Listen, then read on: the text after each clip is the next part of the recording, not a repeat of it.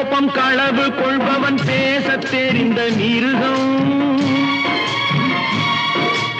அன்பு நன்றி கருணை கொண்டவன் மனித வடிவில் தெய்வம்.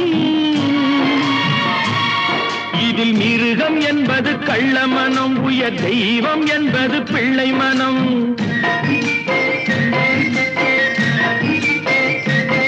இந்த 6 கட்டளை அறிந்த மனது ஆண்டவன் வாழும் வெள்ளை மனம், ஆண்டவன் வாழும் வெள்ளை மனம். 6 மனமே 6, அந்த ஆண்டவன் கட்டளை 6. தேர்ந்து மனிதன் வாழும் வகைக்கு தெய்வத்தின் கட்டளை 6, தெய்வத்தின் கட்டளை 6. 6 மனமே 6, அந்த ஆண்டவன் கட்டளை 6.